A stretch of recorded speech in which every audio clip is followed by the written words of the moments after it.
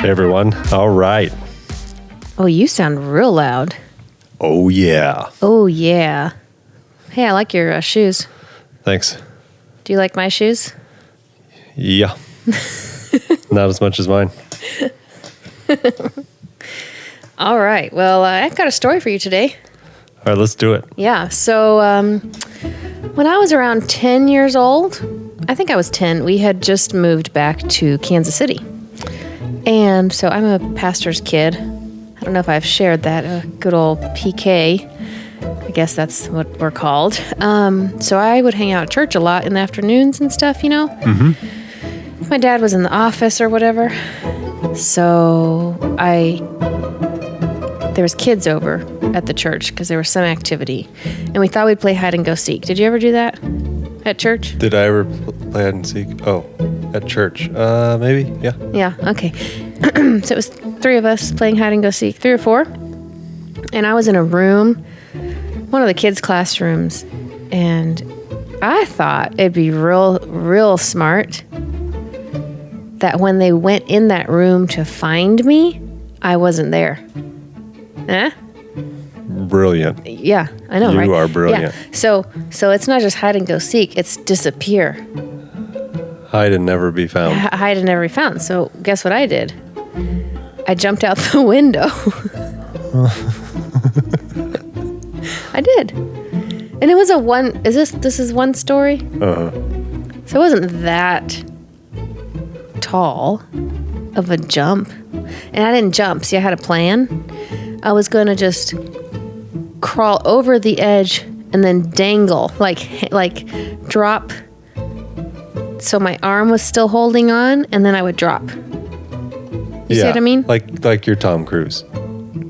Well, if he can do his own stunts, so can I. Yep. So I did that, and it was great. And I jumped to the ground, and I was like, success. And then I looked at my arm, and I was bleeding everywhere. And it's because I didn't calculate into the fact that the window had a ledge of brick. So when I jumped full force and held on and dangled, the brick hit my arm and basically sloughed off quite a bit of skin and went down into the muscle. Eh? Oh my word. So I have this huge scar on my arm. That's it right there? And actually this scar, it used to be up here. And as I got older, because I was only like 10, it's now down here. But it looks like a sailboat. So yeah, I remember seeing that when we started dating. Yeah. Uh-huh. So, yeah, I had to then tell my mom what we had done. And I couldn't even get stitches because it was like there was no skin to stitch together. It had basically like scraped my arm. Ouch. It was bad. It took a while to heal. I got in trouble and all that good stuff. So, yeah, now I have this pretty big scar. Yep. Isn't that cool? I'll match your sailboat and I'll one-up you. Okay, what's yours? So, me and my best friend, we're off to basketball camp. This is around 7th or 8th grade. We're going to learn to be the Larry Birds. NBA stars. Yeah, that's right. So, we have some BB guns, high-powered BB guns. And we decided to start climbing a tree. And climbing these trees with loaded, high-powered BB guns might not have been the best idea. Right. Why were you climbing a tree? Just because? Just because. Oh, awesome. And I'm playing with one of those jack-in-the-boxes. And I'm twirling this thing, ding-da-ding-da-ding-da-ding, ding-da-ding-da-ding-ding. And all of a sudden, ding-da-ding-da-ding-da-ding, and it goes, bing! And I'm like, good grief, this thing is just ringing, and it won't stop ringing. And so finally, I reach up to my head, and I'm like, this is so crazy. I just don't understand why this Ding. jack-in-the-box is going crazy. And then blood is all over my hand. Oh, my word. And I look up, and my friend's in the tree, and he's looking at me like, oh, my word. And somehow I've been shot right in the temple. Oh, my word. We go in the house trying to get the BB out somehow, like prodding it out, and it's getting deeper, finally. It's getting deeper? Yeah, it's like wedging deeper into Oh, my word. my head. Awesome. And your temple's a soft spot, so you got to be careful. So, anyway, long story short, my parents get a call and they're like, Jared's been shot. And they literally get in a car and start driving to Ohio immediately. And yeah, I had surgery and they pulled it out. I kept that BB I actually think it's somewhere. Yeah. Yeah. But I have a scar where my hair grows funny and I cut it short right in front of my ear. So yeah, you got a scar, I got a scar. Lots of scars. I think we were going to talk a little bit about what our version of perfection is. Yeah. So I did a post on Instagram about kind of the talk you had on Saturday night when everyone was over. We had kind of our friends, family, and church family over on Saturday night for what we called dinner in the garden. That was fun. And Jared had like a little short 5-minute talk. And I posted about that on Instagram. And I feel like a lot of people resonated with the thought of how we always try to attain a certain level of perfect, whatever we think that is in our mind, and how maybe at each stage in life that we are at is perfect for where we are now. Do you want to share about kind of what you talked about Saturday night a little bit? Yeah.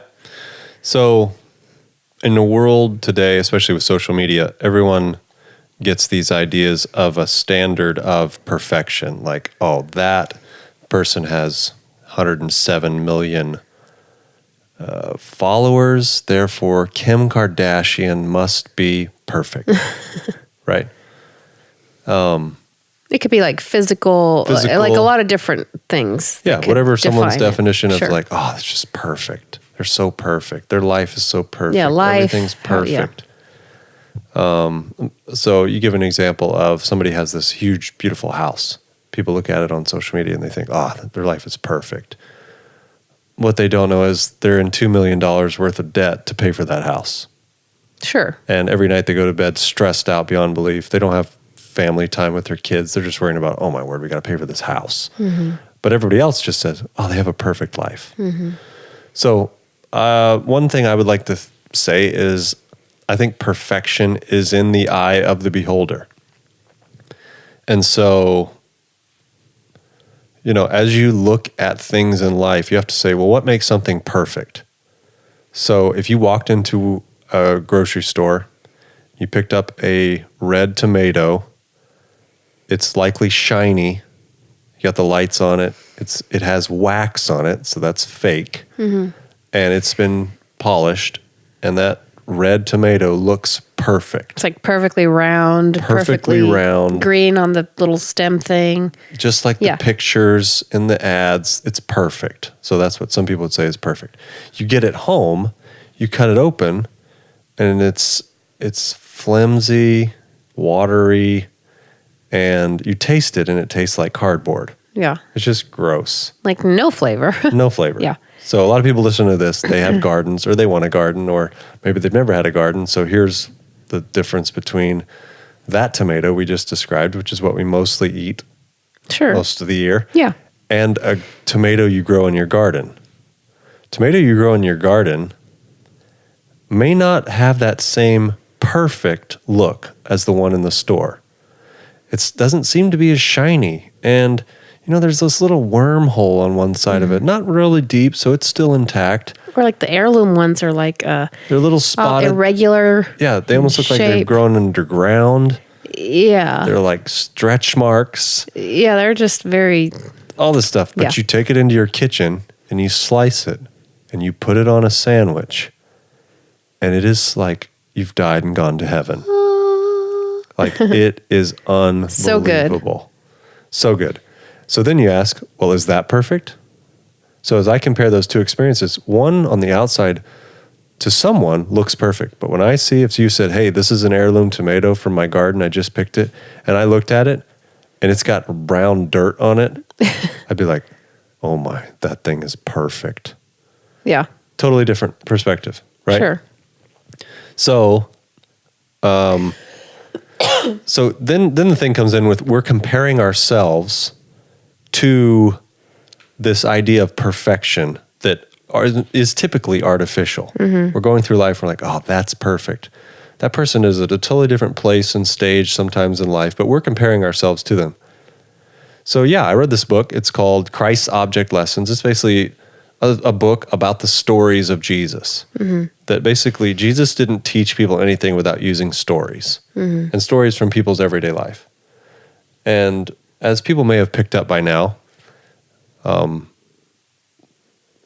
just say something that Annette may not want me to say, but I'm going to say it. Oh, I don't know what you're saying. The teachings and belief system and religion of the Bible are almost the opposite of what modern day Christendom teaches. So in America today, most people identify a lot of characteristics with, well, that's the religious right. But if we really get down in the Bible, it's a lot more simple and beautiful than sometimes it's made out to be. We overcomplicate it. And people terribly misrepresent it. Yeah. So don't get me started on that, but that's a different story. That's a different subject. You're a guy who preaches every week to say some hard truths to Christianity. But anyway, I get off my soapbox. If you guys don't know, Jared is our teaching pastor at our church, which means he preaches most every week. So not only was I a PK, but now I'm PW? A P ball and chain. I'm kidding. I don't know if that even makes sense. No, not really. So anyway, this idea of perfection, this is very important. You cannot compare yourself to others. Right. You have no idea the whole story. It's like comparing these two tomatoes I mentioned, and for a lot of people, it's just the exterior appearance. Well, clearly, we know the one in the store is the perfect one. No, actually not at all. Right. So this book I read totally transformed my mind. You hear a lot of people say something that says, well, nobody's perfect. Nobody's perfect. And after reading this book, that sentiment drives me insane. Because what it says is, there's a destination called perfection. And you have to get there. Well, and for Christians and many religious teachings, it's, and one day you'll arrive. That is a lie. It's a total sham. And this book helped me realize that basically it talks about the growth of a seed. You put a seed in the ground, and the seed has to do something insane first. It has to die. It has to die, and then life has to be, basically you get a sprout, then you get a little more growth, then a little more growth. In this book, it talks about corn. First, the sprout, the blade, then the full ear of corn, and then the corn. And then the kernel on the corn, the fruit. So this idea basically says, at every stage in this walk of life, you can be perfect. And as I'll go back to the tomato, when you put a little tomato seed in the ground, it's perfect. Because it's at the stage it's supposed to be. It's exactly, that's us all we've asked it to do, is be a little seed with potential. And the idea of this is you keep growing. Every day should have growth. Even if you do stupid mistakes, you should grow from them. So the seed is perfect. That little sprout, it's perfect on day 1 or day 10. On day 30, it gets to be 3 inches long and has 3 leaves. Perfect. But see, what most people do is they walk in the garden, they say, what's wrong with that tomato plant? It seems like it's growing really slow. I'm not impressed. Have you seen the pictures of that grocery store that has perfect tomatoes? And it's like, no, you can't compare that. And I might be a little passionate right now, but this is such an important lesson. When that thing continues to grow, it will blossom, and there's a flower. It's perfect. And then it starts to grow this little bitty green tomato. Again, if we're comparing it to the perfect in the store or just a shiny picture, well, it must not be perfect. But no, right there, that is perfect. And then finally one day, it reaches a stage where a lot of us think, oh, well, that's the destination of perfect. No, well, it's still got to go from the vine to someone's plate to bring a smile to someone's face. So somehow we need to get this back into Christianity, the radical teaching of perfection. And it is not a destination. It is this walk of development. And we should always be striving. And I think the Christian perspective is there's only so much you can do on your own. You can't save yourself. Right. So I don't want to get too preachy, but Yeah. I think when we went into the stories of scars, Yeah. most people in the world would say, have you seen that excuse me. Have you seen that supermodel? She has a scar. She's not perfect. Have you seen that person, that guy? He's got a scar on his face. Not perfect. We would equate scars with not perfect. But when you actually know someone and you see scars, it makes their story all the better because man, you remember that? And like we went through it. You have a story that goes with that scar that is made you who you are today. I mean, I got scars where I cut off 2 of my toes, had to get them like reattached. Nearly lost my thumb dangling. And obviously Jared's had a few more intense situations than me. I was way more careful as a child, but go on. Yeah. I had a piece of stick go through my cheek and into my... Wow. Yeah. Anyway, I think these scars define us. Yeah. And to me, one of the most profound things, talking about like true, what really matters, is there's this statement in the Hebrew scriptures, so Older Testament here, that's profound. Very provocative what I'm about to say. Hopefully nobody will lose their minds too much. People get into paradise, and they walk up to someone, and they ask him this question: what are these wounds in your hands? Now, first off, that should make us all question, wait a second, people get to paradise without knowing this guy who has wounds in his hands? But these scars do not make this person less perfect. The scars define him. Literally laying down one's life for his friends. That's what these scars are all about. But then it says, then he shall answer, those with which I was wounded in the house of my friends. And so this idea of perfection, please everybody, if you can hear the sound of my voice, don't let anyone else define perfection in your life. And also, if you are of the Christian persuasion, you're all the more benefited by reaching out to this person with scars in his hands and saying, make up for the deficiencies that I clearly can't fix. And you're looked at all the more beautiful. So just don't let people tell you, don't let people define you. Well, yeah, and I think as a society, we're bombarded so much with be like this, look like this, act like this. And it's foolishness. Everybody loves different. It's like, let me give you an example. I'll get a little more crass. There's a definition of beauty in fashion, high fashion, of rail-thin, skinny models. But you line up rail-thin, skinny models versus thick, beautiful women, and 9 times out of 10, men will find the thick, beautiful women more attractive. Yet the world says, oh no, this is perfect beauty. No, it's not. And I will say, because I know some of the modeling world, the girls that are forced to kind of look a certain way and be super skinny and things, they don't feel perfect. So it's hard on them too. I mean, there's there's just like, I think especially for women, it's very hard in the world today. Because I think for men, there's not as much of a, there's not a pressure on your physical appearance, I think, as compared to women. So not only do women compare themselves in physical way to other women and things, it's how you look, how you dress, what they have, what you don't have. Anyways, there's all these things.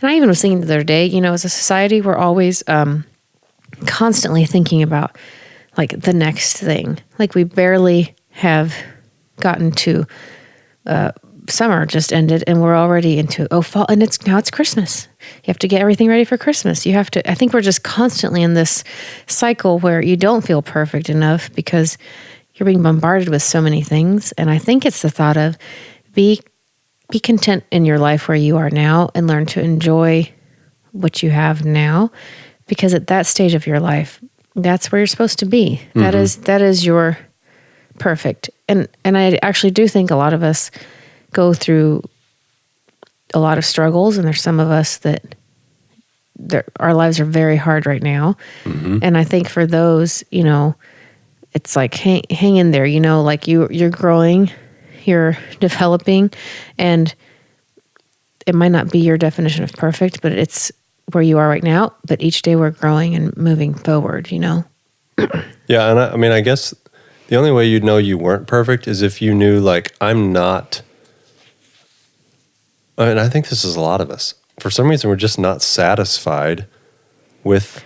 But that's because that's because we're surrounded by so much that doesn't let us be satisfied with now. And that's sad. I mean, that's unfortunate, but it's the reality. Yeah, I mean, that's the the marketing of America today. It's, this is the thing you need to be happy. If you only had this thing. And it's like, unfortunately, that type of greed and want, some could argue, is the downfall of empire. Like, contentment is great gain. Right. Well, yeah. I mean, we could probably talk about this for, or different aspects of this topic for a lot. But I think the thought is just to say, I think some people say this term, I don't know if it makes sense, but the whole thing of like, you are enough. Like you don't need to be something else or someone else or try to be something different. Like, you are enough how you are. Like, you are valuable as you are. You're beautiful as you are. You are, all these things. And, I think you and I look at things from a religious, like spiritual place, and not everyone does.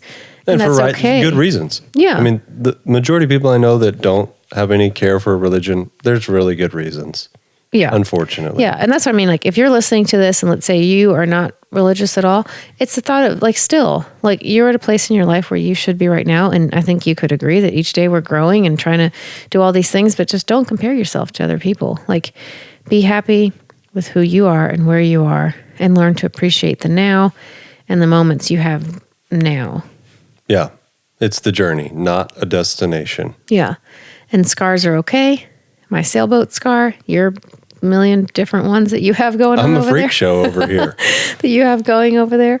But yeah, let's learn to be kind to one another and encourage each other. There's that saying, I'm going to say it wrong, so it just came to mind, but is it be kind, for everyone you meet is fighting a hard battle. You just don't know. You don't know what everyone's going through. You don't know where they're at in life. So instead of judging someone and thinking, they're more perfect than I, or I want to be them, you don't know. So just let's be kind to each other. Let's love each other and encourage each other, because that's the best we can do. So I think that's all we have for today. So until next time, I got Havana here on my lap. Have a good rest of your day.